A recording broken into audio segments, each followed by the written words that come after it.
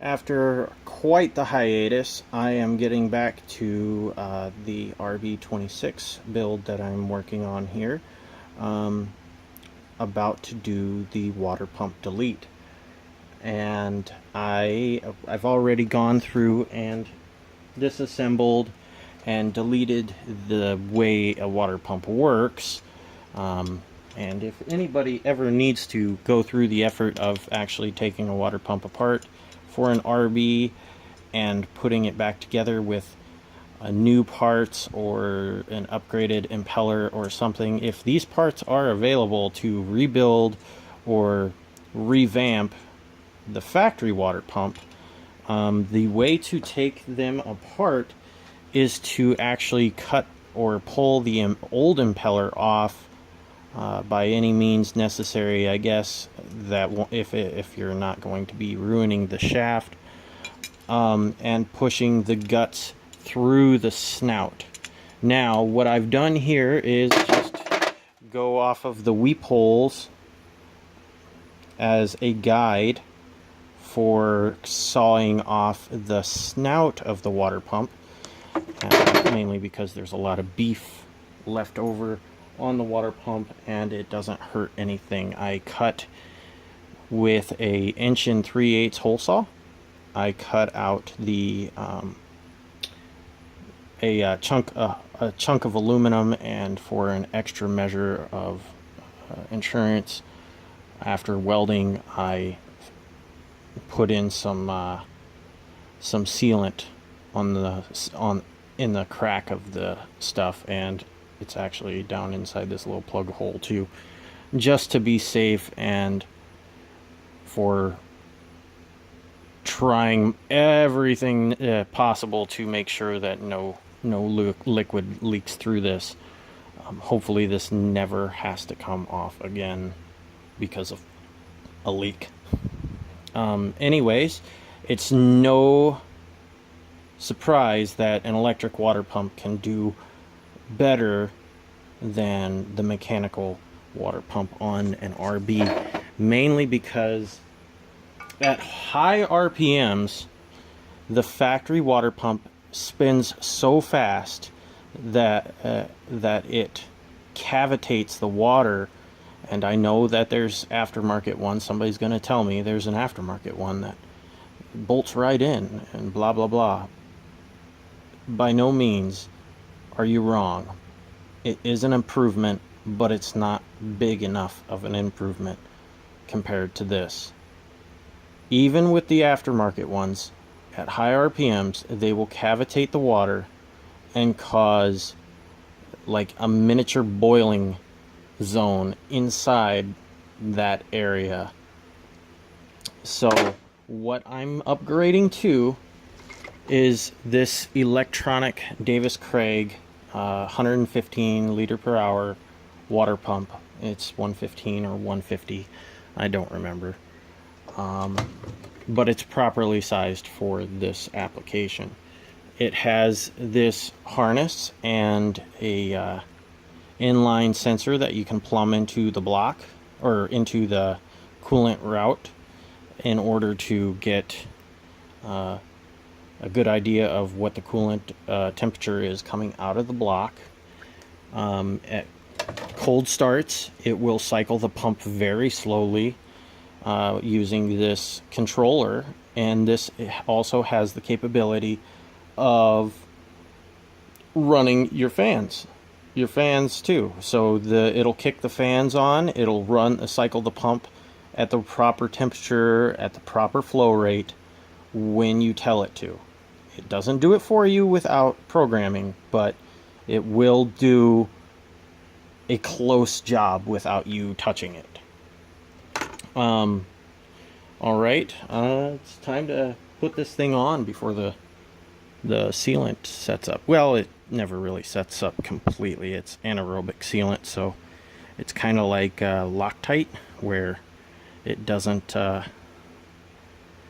fully cure in an oxygen environment. So once it's absent from oxygen, then it starts to cure. It starts to try to pull from the environment, and it also makes a bit of a seal through by bonding with the metals, pulling oxygen away from them.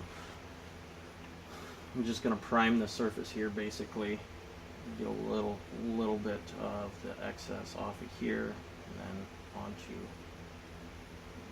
the mating surface. Probably grab a little bit more.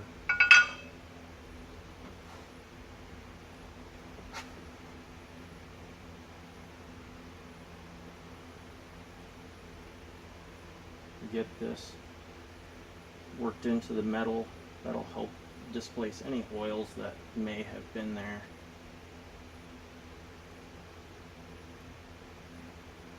Because it's not going to be moving around when it's bolted down. A friend of mine just told me a story about Caterpillar. They now, between the connecting rod and its cap, or maybe it was main, no, he was saying main caps on a Caterpillar engine, they put a little bit of this stuff in between them, because every once in a while there's movement of the main cap. It's so minute, but it's there, and by putting this anaerobic sealant in between the two main caps, it provides just enough cushion that when they move, it doesn't wear away into the block or tighten up the oil clearances. Whatever goes wrong, the anaerobic sealant has mitigated that problem for them. All right. Now, I've already gone through and set torque wrenches up for doing this, so that you guys don't sit here and suffer from me jumping back and forth looking for, oops, drop that guy, looking for what torque value I should be tightening all this stuff down to. And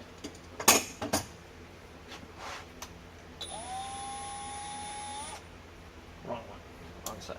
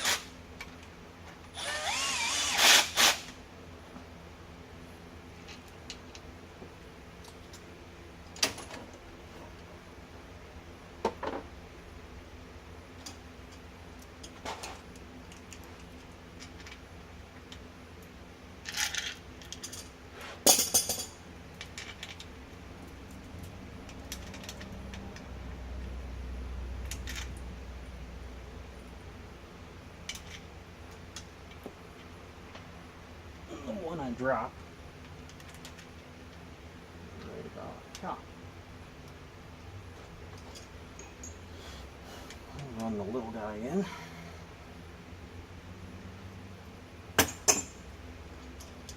Finish up these guys.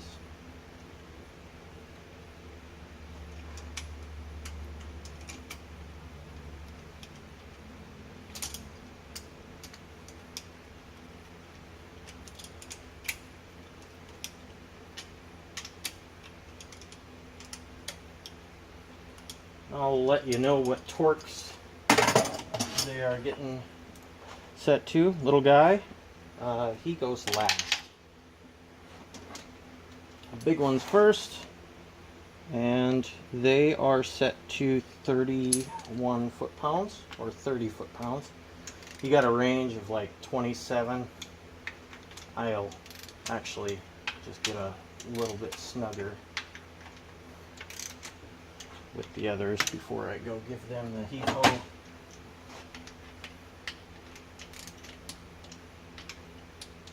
These ones down here are set to, I have them set to 14 foot-pounds, or is that 24? 14.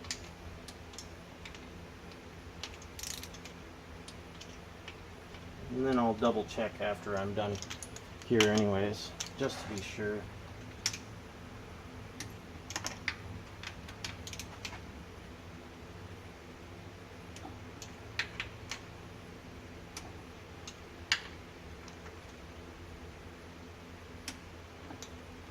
And the little guy. That's over torqued. Do it again. There we go. And that's that. I'll go double check my torque readings, and that should be done.